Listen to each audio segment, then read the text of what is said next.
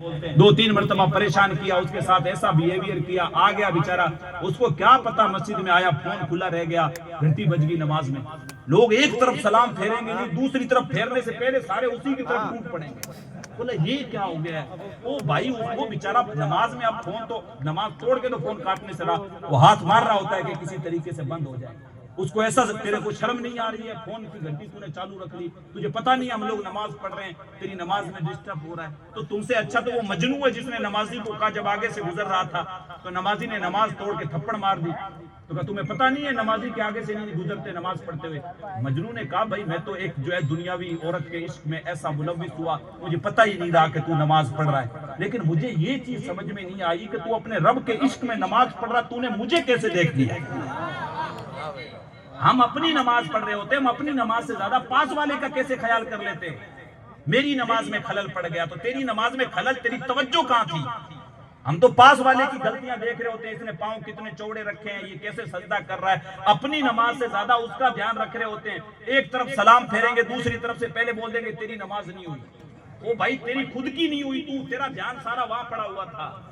नमाज का मतलब ये खुशू और खुजू आए तेरे अंदर, लेकिन हम लोग वो जिस तरीके से वो मक्खी होती है कि सारे सही जिस्म को छोड़ के किसी जख्म के ऊपर जाके बैठती है, हम नॉर्मल कमियों के ऊपर लोगों को धक्के दे दे के दीन से निकालने की बात कर रहे होते हैं। ये चीजें कहां से लेके आए हम लोग? दीन का कोई भी ठेकेदार नहीं है, दीन अल्लाह और उसके रसूल का है। दीन वही है जो अल्लाह और उसके रसूल ने दिया। अपनी तरफ से मुफ्ती ना बने, फेसबुक के मुफ्ती ना बने। अगर कोई आ रहा है तो उसको दीन के अंदर दाखिल करने की कोशिश करें, उसके साथ भलाई करने की कोशिश करें, उसके साथ अच्छाई करें। अगर कोई बुराइयों में है तो उसके साथ अच्छे मामलात करें। अल्लाह ने आतिफ गैबी से आवाज दी, कहो मेरे बंदे तूने इसका चेहरा धोया था, हमने उसका दिल धो दिया। हम भी तो भलाई करें, किसी के साथ अच्छाई करें कि उसके साथ अच्छाई करें, अल्लाह तौफीक दे दे तो वो नेक रास्ते की तरफ आ जाए। तो लोगों के लिए रस्तों के कांटे ना बने, बल्कि लोगों के लिए फूल बिछाएं। अगर कांटे बिछाएंगे तो सारी दुनिया वैसे ही कांटों से भर जाएगी। आज के इस दौर में हमें नफरतों की नहीं, मोहब्बतों की जरूरत है। मोहब्बतों से पेश आए, लोगों के रस्तों में फूल बिछाएं और लोगों को गलों से लगाएं, और छोटी मोटे मुस्तहब और मुबाह अमलों पे लोगों को दीन से दूर करने की कोशिश ना करें, बल्कि जोड़ने की कोशिश करें और उनको जो है वो अपने साथ मिलाएं। बुराइयां इंशाअल्लाह धीरे धीरे खत्म होती चली जाएंगी और मुआशरा एक बेहतर मुआशरा बनता चला जाएगा। मैं सादात किराम का जम्मे गफीर है, मैं सैयद वाजिद साहब, सैयद साजिद साहब और दूसरे सैयद साहब किबला तशरीफ फरमाएं और दीगर जितने भी यहाँ के अराकीन हैं, सबको दिल की गहराइयों मुबारकबाद पेश करूंगा।